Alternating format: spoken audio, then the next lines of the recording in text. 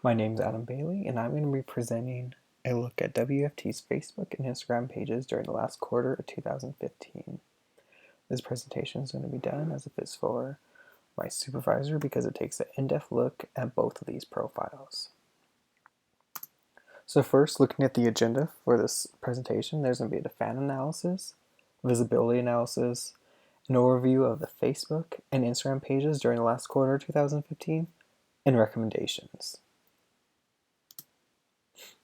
So looking at the fan analysis for Facebook, I first looked at the male to female ratio, and there's just a little more female fans than male, so I decided to break it by age.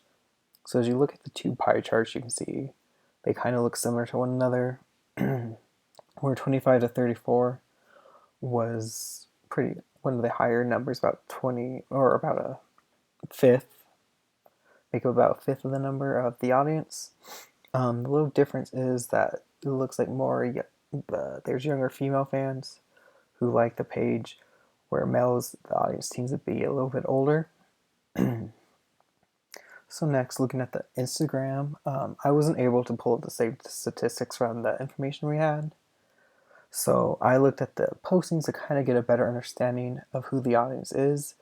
And so looking at the posts that received the most engagement, it was sports related content, and then football was the most popular. So the image below is an example of that, and also the posting that received the highest level of engagement during the last quarter of 2015. So next, have a visibility analysis. So looking at Facebook, I used the total post reach during those 3 months to kind of get an idea of how many are being reached and how visible the content is from WFT. So as you can see, from October, it was about 20,000 and then jumped up to 50,000 for November and December for the amount of people being reached. Where Instagram didn't have the same data like that either, so what I looked at is the amount of postings and how visible the content is to people. So in October 18, there was 18 postings, November 16, and then December 3. So where October is going to be more visible to people because there's 18 different postings out there for them to come across, versus December where there's only going to be 3 postings. So next, doing an overview of the Facebook posts, there are 4 different types of postings out there. So there's links, photos, videos, and statuses. So I broke it down for each month and how many postings there were for those months, and then at the bottom did an overall total for the amount of posts that Facebook had. So taking a closer look at October, on the left there's a pie chart that breaks down the kind of content there is of the posting. So there's links 49%, 33% photos, and then statuses and video. On the right is a bar graph that kind of reflects the engagement. So links received the most likes and then had a high amount of shares and comments, so that one had the most engagement. Then photo, and then what was interesting is that video only had 4% of the postings in October, but still received more engagement than statuses did, at least in reflecting in likes. So doing this for November, as you can see, this time around, photos make up more than half of the postings, but links still receive the most engagement with I'd say about 700 more likes overall. And then stats and videos barely showed up. Next, looking at December, it goes back kind of to October, where links make up about half, 49%. This time around, statuses and photos make up the similar amount. What was interesting too is that photos received the least amount of types of posts for the 3 months in December, but then overall received the most engagement than the first 2 months, and then even more than links this time around. As you can see, overall though, videos and statuses received more engagement in December compared to the October and November.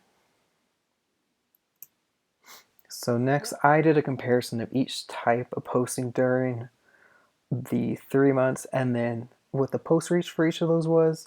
So as you can see, links had that giant jump from October to November, and then took a kind of drop again to December. Where photos did something similar, but not as such a giant jump or decline. And then videos stayed kind of consistent from October to November, and then jumped in December. Where statuses kind of took a slow, gradual incline for the amount it was reaching. So I did analysis on the photos and links just because those two were the most popular with engagement for those 3 months, and kind of see where they looked at with the total amount of likes, comments, and shares. So they both kind of did similar things where they increased from October to November and then declined by December, except links had that giant jump from October to November and then that giant drop. Where photos a little more consistent with the incline and then decline, and then they both ended around the same spot for December. So going back to this graph from earlier, but as you can see, the overview of the Instagram posts, it would begin from 18 to 16 to 3. So looking at the engagement 2 for that, as you can see, likes reflects the similar graph where it takes that slow decline from October to November and then that gradual fall by December. And then comments were pretty low. I think the most overall was 4 out of the 3 months, and then it slowly just declined to 0 for December. So looking at a comparison of those 3 months and then how they dropped in comments and likes, as you can see, there was a 67% drop in the amount of comments from October to November, and then 100% drop just because December had 0 comments. The likes dropped 18% between October and November, and then hit a 74% drop after that.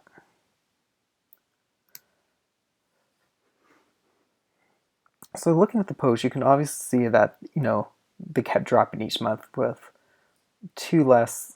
November having 2 less posts in October and then 13 less by December. But taking a closer look, you can kind of see that November started to decline around Thanksgiving when they didn't have any postings that week. And then December, as school kind of ended and holidays were coming up, could contribute to why there was only 3 posts overall. And then looking at the types of posting out there on Instagram, sports was the most popular, making up, I think, the top 10 of the overall postings during the last quarter, with most of those being related to the football team. So I did a comparison between the Facebook and Instagram. What I did is a post for Instagram, and then to kind of make it a better look how they compare is I only did the postings from Facebook that are photos. So they start off kind of the same point, just a little below 20 for October, and then Facebook went to about 60 postings that were photos in November and then drops, where Instagram just did a steady decline. So my recommendations is more consistent posting on Instagram each month. Fans aren't going to want 1 month having full postings nonstop and then not having anything the next month and then switch again. That inconsistency kind of lead them to unlike the page or just not view the content at all. I also think it'd be good to integrate WFC Facebook and Instagram page. As a previous slide just showed that there's plenty of photo postings on Facebook where Instagram had that decline, but anything you share on Instagram or post on Instagram, you can share it on Facebook. So I think it would make more sense to take a photo that you would normally just put on Facebook first and just put on Instagram and then share that photo to the Facebook page. That way you're generating content for both and you're keeping a consistent amount of postings on Instagram and always having enough content to put out there. I'd also increase the amount of videos that are posted on Facebook. I think the highest month had 5 videos, that was December. But if you look at the top 10 posts during the last quarter that had the most post reach, the second and third most were both videos. So I think it would make more sense to continually posting videos just because they are reaching the audience and bringing more people in. So in conclusion, I think WFT's Facebook and Instagram have a solid foundation, and they could really benefit from one another. Just sharing that content can make them strong. The University of Florida offers plenty of content to post about, so WFT really has plenty to choose from when they come to postings or what they want to put out there to their audience. And then besides Instagram and Facebook, there's also Twitter, so all three can be integrated with one another. It's easy to share Instagram on both, and that way you're bringing followers in from everywhere, and also just kind of putting all those social media channels out there. And then I think it's important to continue tracking the social media postings and reactions just to get a better idea of what your audience is liking, what you can change up, and then just when you integrate new things to see how that's going to do.